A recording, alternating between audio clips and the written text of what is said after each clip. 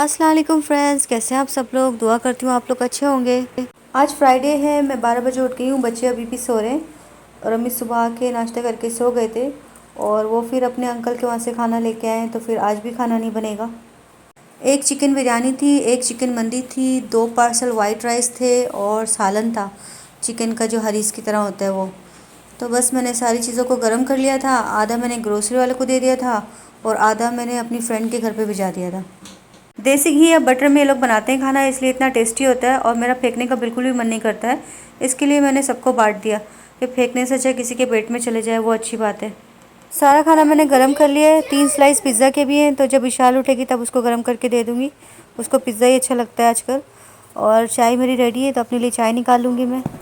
नमाज़ का टाइम हो गया था, रमीज़ को मैंने जगा दिया था, वो नमाज़ पढ़ने गए थे। फिर उसके बाद मैंने इशाल को नमाज़ पढ़ाई।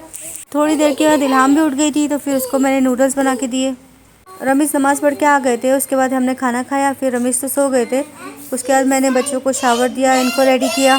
5:30 बजे मैंने चाय बनाई, रमीज़ को उठाया, फिर हमने चाय पी। उसके बाद हम लोग सारे निकल गए बाहर। आज मैं जा रही हूँ अपनी फ्रेंड के घर पे। रमीज़ जाते हुए हमें ड्रॉप कर देंगे और जब वो सुबह वापस आएंगे तो हमें पिक कर लेंगे। ये जो मेरी फ्रेंड है ये पाकिस्तानी नेशनल है और मैं इसको 5 साल से जानती हूँ। पहले मैं दुबई में काम करती थी और ये अजमान में करती थी। हमारी कंपनी एक थी लेकिन ब्रांचेस अलग थी। तो पहले हम लोग सिर्फ फ़ोन पे बात करते थे 3 साल तक। उसके बाद मैं 3 साल के बाद यहाँ अजमान में शिफ्ट हो गई। जब मैं यहाँ शिफ्ट हुई हूँ तो 1-2 बार मैं उसके साथ आउटिंग पे भी गई हूँ, जैसे बारबेक्यू करने के लिए गए थे और एक पार्क में गए थे शारजा में। इल्हाम की बर्थ के बाद मेरी जॉब भी छूट गई थी, तब से उससे कांटेक्ट ही नहीं हो पा रहा था। तो फिर उसने ही मुझसे कांटेक्ट किया, मतलब अभी रिसेंटली। तो मतलब उसने बताया कि उसको कैंसर हो गया था, तो उसका ट्रीटमेंट करा रही है। अल्हम्दुलिल्लाह अभी वो ठीक है, लेकिन अभी भी उसकी ट्रीटमेंट चल रही है। मतलब बोलती है कि 5 साल तक ट्रीटमेंट चलेगी उसकी। जब मुझे पता लगा उसको कैंसर हो गया, मुझे बहुत अफसोस हुआ था और मैं अल्लाह से दुआ करती थी अल्लाह उसकी तबीयत जल्द से जल्द अच्छी हो जाए, क्योंकि उसकी भी 2 लड़कियां थीं।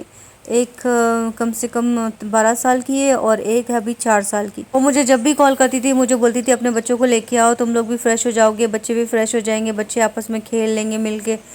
तो हमेशा मुझे बुलाती रहती थी। तो फाइनली आज हमारा प्लान बन गया। हमारे घर से सिर्फ 10 मिनट की ड्राइव थी उसके घर तक। 6:30 बजे हम लोग पहुँच भी गए थे।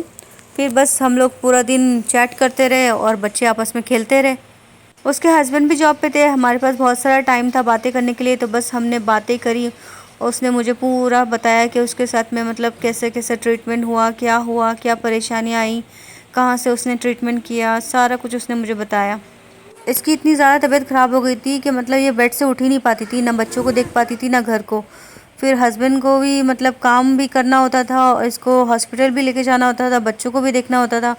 फिर इन लोग ने एक हाउसमेट रखी, तब जाके इन लोग को थोड़ा रिलीफ मिला।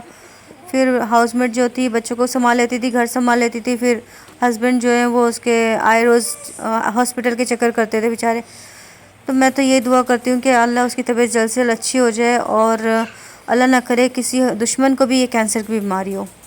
अल्हम्दुलिल्लाह अभी वो ठीक है। अभी उसकी रेडिएशन थेरेपी चल रही है और उसके बाद में उसको ये ख़त्म हो जाएगी तो हर 6 मंथ के बाद जाना है, मतलब चेकअप के लिए।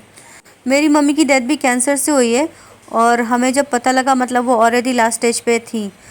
तो बस 1 साल के अंदर सारी ट्रीटमेंट भी उनका हुआ, सब कुछ हुआ, लेकिन कोई फ़ायदा नहीं हुआ। वो अल्लाह को प्यारी हो गई।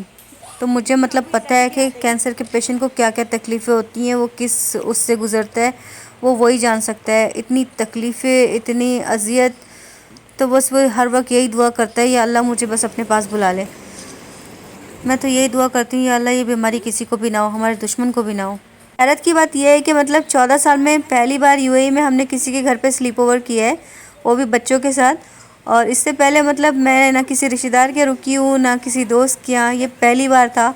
और हमने बहुत अच्छा टाइम स्पेंड किया, बहुत सारी बातें की, बच्चे भी बहुत खुश हो गए। इल्हाम ने तो आज पूरा दिन टैब नहीं यूज़ किया, सिर्फ खेल में लगी रही, उसकी लड़की के साथ खेलते रही, टॉयज़ के साथ खेलते रही।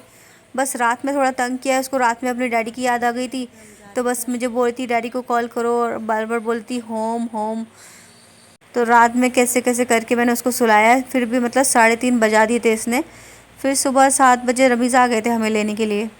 तो बस फ्रेंड आज के इस वीडियो को करते हैं एंड और फिर मिलते हैं अगली वीडियो में। Thank you for watching, bye bye.